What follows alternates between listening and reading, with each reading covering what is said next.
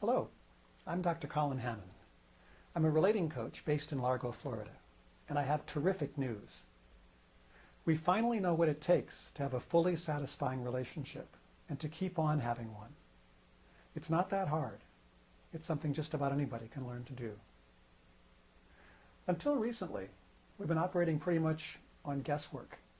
We've done the best we could. We've read books. We've listened to gurus. We've tried the stuff they said. We've usually found out that it was harder to implement than we thought it was going to be, and sometimes it didn't work for us at all. Here's the problem. Until recently, nobody, not even the gurus, really knew what it takes to have a successful relationship. It was all just theory. Then some researchers did some amazing research. They got a bunch of couples together who had just gotten married, people from all different walks of life, all different kinds of people, and they videotaped them, and they asked them a few questions. And then they waited. They waited for years. And then after some years had passed, they got together and met again with the couples they'd videotaped and found out how they were doing. As you might expect, about half of them were divorced.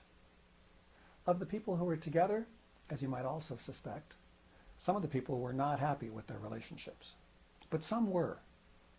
There were a bunch of couples who were still together, still happily married after many years. That's when the brilliant part of the research happened.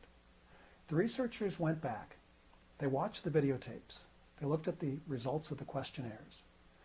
They looked for what was different about the couples who ended up happily married, different from the ones who ended up divorced or unhappily married. And what they found was mind-boggling. They found that the people who ended up happily married did a few simple things that the people who ended up unhappily married or ended up divorced just did not do. What they did was in basically three areas. The first is they managed conflict differently. It wasn't that they didn't have any conflict. Conflict is part of any healthy relationship. But they managed it constructively. For example, when somebody was unhappy about something, they didn't talk about their partner. Instead of blaming their partner or criticizing their partner for what had happened in the past or what hadn't happened in the past, the person talked about himself or herself. They talked about their own feelings, their own wishes, what they'd like the future to be like. In effect, they gave their partner a way to shine for them. Some people figure if you can get the conflict out of the relationship, if you can get the destructive stuff out of the relationship, well, health will naturally emerge and people will just ride off into the sunset together, automatically having a great relationship. Unfortunately, it just isn't so. Now, there's something else that's just as important. These couples actively built positive feeling and depth into the relationship. They enjoyed each other. They made a point of enjoying and appreciating their partners. They let each other know they were happy to see them when they'd been apart for a while. They asked each other how their life was going, how their day had been. They asked about their dreams and their hopes. And they helped their partner figure out ways to make at least some of those dreams come true. So that was the second main difference. Besides managing conflict constructively, the successful couples also did things to build positive feeling and depth into their relationship. But there's something else. You've probably noticed. Life can get pretty busy and pretty harried.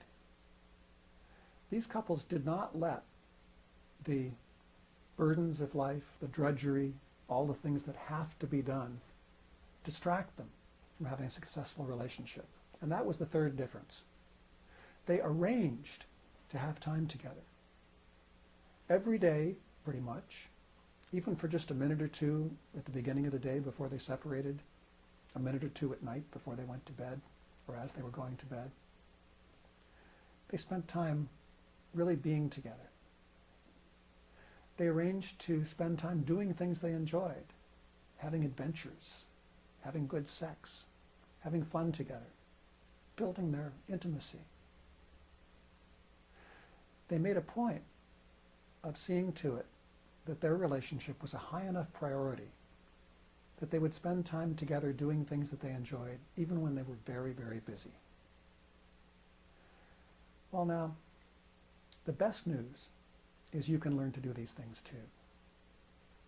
And you can also learn to find out what you might be doing without being aware of it that's getting in the way of having the relationship that you'd like to have.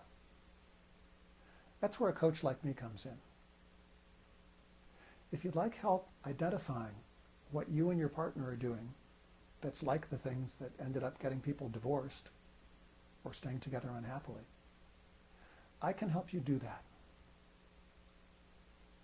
If you'd like help building into your relationship together, doing those things that the successful couples did, I can help you do that too. If you live nearby, we can easily meet together face to face. If you're farther away, you can arrange to come to this area for some intensive work, or we can even work by telephone or by Skype. Either way, you're likely to find the process is a lot faster and much more enjoyable than you imagine. Give me a call. Let's find out.